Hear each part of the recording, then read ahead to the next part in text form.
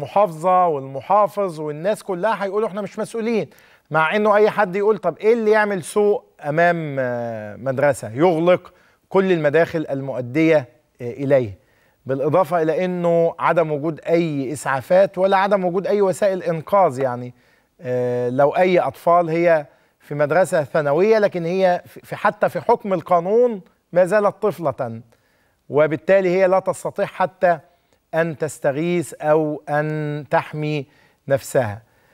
طيب لغاية ما نشوف والدتها، تعالوا نشوف كمان إيه اللي بيحصل في المدارس. طالب في المرحلة الإعدادية طعن زميله بمطوة داخل المدرسة، مدرسة مصطفى كامل الإعدادية التابعة لإدارة منشية ناصر التعليمية بالدويقة، ومدير المدرسة قال لهم عايزين تتخانقوا اتخانقوا خارج المدرسة، هي دي قضيته.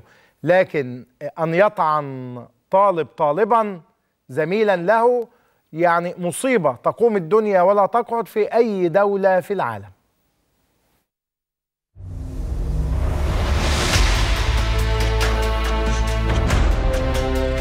اتنين اتخانقوا في المدرسة وضربوا في المطوة، فراح المدير راح جاي راح قال له اطلع بره يا حبيبي وكملوا انتوا مع بعضكم بره وتضربوا بعض. راح الواد فتح المطوه راح مديله كام ضربه في دماغه، وواحده في جنبه وواحده ثانيه في دراعه وواحده في ظهره. في عيال كتير بتدخل بمطوه وتستورج على العيال وتقعد تعور في العيال، والمدير ولا بيتكلم ولا اي حاجه. ايوه هنا في خناقات كتير قوي في المدرسه وقلق، وبنبقى خايفين على عيالنا على طول هنا كل يوم.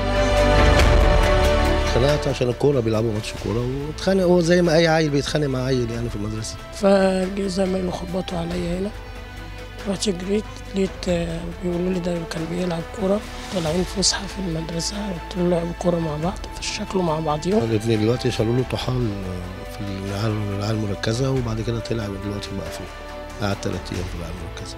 المدرسه دي هي بيت الطالب الثاني، لما ابعت ابني المدرسه عشان يتعلم ويبقى في مدير فاشل يشوف طالب بيرفع مطوه يعور زميله وياخد الولد يرميه بره المدرسه فريسه لبعض المجرمين عشان يخلصوا عليه. فين هو المدير دوت يعني لما عم عيل تخش المدرسه بمطوه؟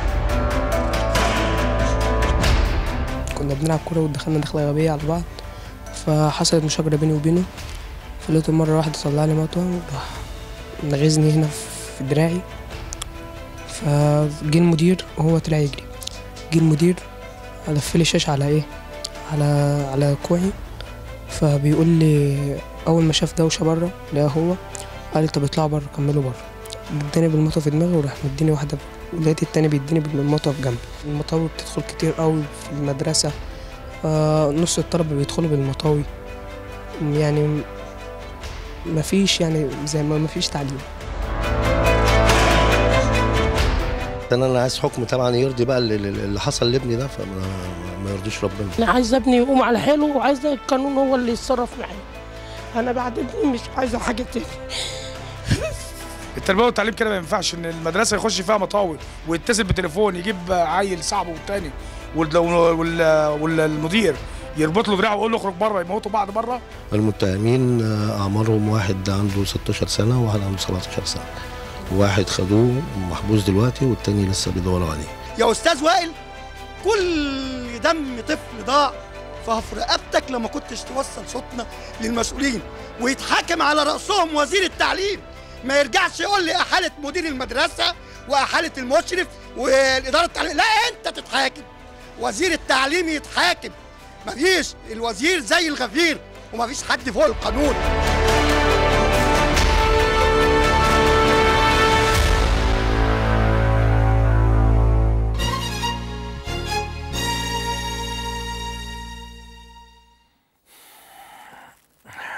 والله الناس ما تنام، يعني لو في قادة في وزارة التربية والتعليم بالفعل لما يشوف كيف يطعن طالب طالبا هنا ما ينامش ويقول وداخل مدرسة اللي يوصلنا إلى هذه الحالة يعني. وبالتأكيد شايفين حالة الغضب اللي عند الناس. كمان لما يبقى في الأهالي وأولياء الأمور يتهمون مدير المدرسة بأنه بيشرب الشيشة في مكتبه، وأنه المدرسة تحولت إلى وكر للشيشة، وبالتالي يعني هم بيقولوا كمان يبقى وكر للمخدرات. يعني لما تبقى في اتهامات من هذا النوع داخل مدرسة. تخيلوا يعني هل يمكن أيضا أن نصل إلى هذه الحالة؟ وصلنا إليها.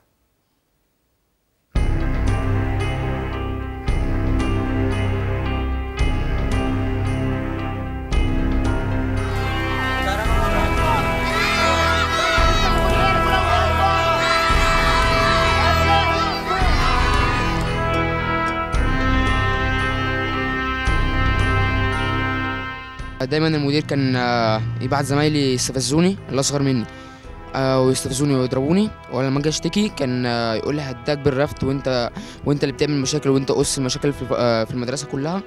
ودايما كان يدخل لنا ويجيب لنا المدير اخواني، كان دايما يجيب لنا مشايخ في المدرسه وفي الفصول ويطلعوا يكلمونا عن الجماعات الاسلاميه. انا على سبيل المثال ابني تم ضربه بالخرطوم جوه مكتبه المدرسه، وقمت بتحرير محضر وكشف طبي، وتم عمل قضيه ليه، كان الحكم فيها يوم 29 بحبسه اسبوعين مع ايقاف التنفيذ.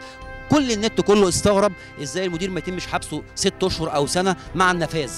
واحنا في الفصل المدير قال لنا عليكم حصه مكتبه، وبعد كده طلع اصحابي قالوا لي ايه ده المدير ضحك علينا، راح مطلعهم بره وقال لهم انا اقول لحاجه لعبد الرحمن، راح قفل عليا بالمفتاح وفضل يضرب فيا بالخرطوم لغايه لما يجي ومت. ورحت لبابا وماما قلت لهم ان المدير ضربني، اطلب ان المدير يتشال من المدرسه عشان ارجع المدرسه واكمل تعليم.